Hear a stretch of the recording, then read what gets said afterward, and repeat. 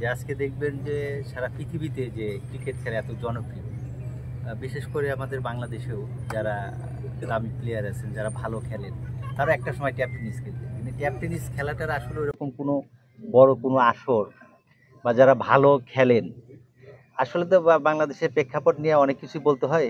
বলার কোনো এই মুহূর্তে আমি মনে পড়ছে না যে বলার জন্য যথেষ্ট সময় আছে। তারপরে বলি, যারা ভালো খেলেন তাদেরকে একটা প্ল্যাটফর্মে নিয়ে আসার জন্যই আমাদের এই ট্যাপ টেনিসের বিপিএল এর আয়োজন করেছেন। আমি ধন্যবাদ কৃতজ্ঞতা জানাই আমাদের আসিফ ভাইকে, ধন্যবাদ কৃতজ্ঞতা জানাই আমাদের টিকে স্পোর্টসকে। আমি কৃতজ্ঞতা জানাই আমাদের আরেক বড় ভাই আছেন, যিনি দীর্ঘদিন ধরে এই ট্যাপ টেনিসকে একটা শৃঙ্খলার মধ্যে, ট্যাপ টেনিসকে একটা কি বলে, একটা কাঠামোতে নিয়ে আসার জন্য যিনি অক্লান্ত পরিশ্রম করেছেন প্রায় 5টি বছর। উনি চেষ্টা করেছেন যে এই খেলাটাকে একটা প্ল্যাটফর্মে নিয়ে আসলে বাংলাদেশে বিভিন্ন আনাচে কানাচে থেকে যে সকল ভালো খেলোয়াড় আছে, তারা ট্যাপ বলতে শুরু করলে একটা সময় বাংলাদেশের হয়ে খেলবেন, বিশ্বের দরবারে বাংলাদেশকে রিপ্রেজেন্ট করবেন। যে কারণে আমরা মাদক থেকে ছেলেদেরকে দূরে রাখতে, ইয়ং জেনারেশনকে দূরে রাখতে, খেলামুখী করার জন্য এই ট্যাপ টেনিসের আয়োজন। যদিও আমাদের এখান থেকে ট্যাপ টেনিসের বিপিএল শুরু হলো, কিন্তু আমরা চাই এটা বাংলাদেশের প্রত্যেকটি আনাচে কানাচে, প্রত্যেকটি উপজেলায় যেন ব্যাপকভাবে প্রচার এবং প্রসার হয় এবং সকলেই যেন এই খেলার প্রতি আগ্রহ হয়। এবং আমি কৃতজ্ঞতা জানাই, যে বললাম যে লোকটি তারেক আজিজ ভাই, যে কিনা অক্লান্ত পরিশ্রম করে বাংলাদেশে ট্যাপ টেনিসকে একটা পর্যায়ে নিয়ে আসার জন্য অক্লান্ত পরিশ্রম করেছেন। উনি আমাদের সার্বিক সহযোগিতা করেছেন। আমরা পূর্বচন্দ্র স্পোর্টিং ক্লাব এবং টিকে স্পোর্টস, তারেক আজিজ ভাই যেভাবে বলেছেন আমরা সেইভাবে এই খেলাটিকে সাজানোর জন্য চেষ্টা করছি। এলাকার সকলেই, বিশেষ করে আমাদের এই অঞ্চলে আপনি দেখবেন যে আমাদের বিশ্ববিদ্যালয়ের প্রফেসর, বিভিন্ন কলেজের প্রিন্সিপাল, প্রফেসর, স্কুলের শিক্ষক, ছাত্র, ইভেন কি আমাদের এটা শিল্প বেল্ট, শ্রমজীবী মা ভাই বোনেরা যারাই আছেন, ইভেন কি মেয়েরাও সারাদিন চাকরি করেন, বিকেলে সময় পেলেন মাঠে এসে একটু কাজ করে যান, তার সন্তানদের নিয়ে একটু ঘুরেন ফিরেন। এই যে খেলার যে একটা পরিবেশ, আপনারা দেখবেন চারপাশে আমরা বিপিএল খেলার জন্য একটা বিশাল আয়োজন করেছি। আমরা চাবো যারা দেশের বাইরে থেকে আসবেন, যারা মেহমান, আমাদের পূর্ব চান্দোরা স্পোর্টিং ক্লাবের পক্ষ থেকে আপনাদের স্বাগত জানাই। আপনারা বুঝবেনই না যে আমরা দেশের বাইরে কোথাও আছি। আপনি দেশের মধ্যে যতটুকু ফিল করেন, ইনশাআল্লাহ পূর্ব চান্দোরা মাটিতে আপনি সেটাই ফিল করবেন। ইভেন কি সারা বাংলাদেশ থেকে যে টিমগুলো আমাদের এখানে খেলতে আসবেন, আপনারা কখনো বুঝবেন না যে আপনার জেলার বা আপনার এলাকার বাহিরে আছে। কারণ পূর্বাঞ্চলের এমন একটি এলাকা, এখানে বাংলাদেশের 64 ডিস্ট্রিক্টের মানুষ নয়, শুধু এশিয়া মহাদেশ প্রায় 26টি দেশের মানুষ পূর্বচন্দ্রে বসবাস করে।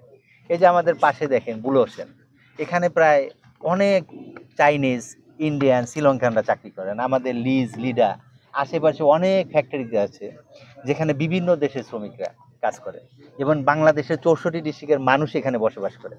বিশেষ করে যখন রংপুরের খেলা থাকবে, আপনি দেখবেন প্রায় 20-30 হাজার রংপুরের লোকই থাকবে। খুলনার যখন খেলা থাকবে, দেখবেন যে 20-30 হাজার লোক খুলনার আছে। আপনার কাছে একটু জানতে চাচ্ছি, এই মাঠের আয়তন কতটুকু, কতটা দেশের খেলোয়াড়রা এখানে এসে খেলবে এবং কবে আনুষ্ঠানিকভাবে উদ্বোধন করবে? আসলে আমাদের এই মাঠের যে আয়তনটা, আমাদের এটা একটা সময় ছিল ডোভা নালা। আমাদের মানে প্রায় আমরা যেখানে দাঁড়িয়ে আছি এর নিচে প্রায় 40 ফিট গভীর ছিল, এবং আমাদের পৌরসভার যত গার্বেজ ময়লা এখানে ফেলতো। আমরা এলাকাবাসীকে সাথে নিয়ে ধীরে ধীরে ধীরে ধীরে এই ময়লাটিকে গর্ত পূরণ করে উপরে মাটি দিয়ে এখন প্রায় 3-3.5 একর জায়গা নিয়ে আমাদের ছোট্ট পার্ক এবং মাঠটি গঠন হয়েছে। এবং আমরা চাই যে দক্ষিণ এশিয়ার যতগুলো দেশ আছে, সব দেশ থেকে প্লেয়াররা আসুক, সব দেশের সরকাররাও যদি সহযোগিতা করে। আসলে বিষয়টি শুধু বাংলাদেশের না, কারণ আমরা যে সমস্যা নিয়ে অগ্রসর হচ্ছি, এমন কোনো দেশ পাবো না যে এই দেশে সমস্যা নাই। আপনি ভারত বলেন, পাকিস্তান বলেন, শ্রীলঙ্কা বলেন, সকল দেশে মাদকের একটা আছে। কাজে খেলাধুলার পরিবেশ যদি তৈরি হয়, এবং দক্ষিণ এশিয়ার সকল দেশকে অনুরোধ করব যে আপনারা সহজ করে দেন, তারা যদি আমাদের এখানে আসে, আমাদের সংস্কৃতির সাথে যেমন তারা মিল হবে, আবার আমরাও দেখবেন খুব সহজভাবে আমরা শ্রীলঙ্কা, ভারত, পাকিস্তানে যাব খেলাধুলা নিয়ে, হয়তো পূর্বচন্দ্রের টিমও যেতে পারে।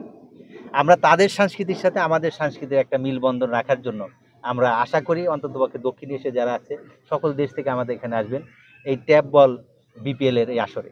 বিপিএল মাঠের আয়তন 3.5 একরের মতো। এই ক্লাবটা তৈরি হয়েছে একটা স্বপ্ন নিয়ে।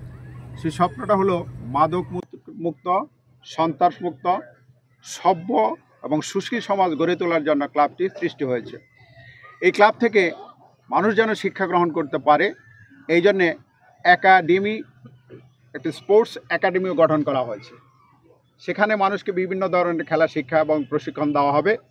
এর চাইতে সবচেয়ে সহজ কথা, ক্যান্সার হইলে মানুষের চিকিৎসা করা যায় 2-4 বছর, কিন্তু কেউ যদি পানিতে পড়ে যায় তার আর চিকিৎসা নেই, তাৎক্ষণিক মুহূর্তে তার মৃত্যু হয়।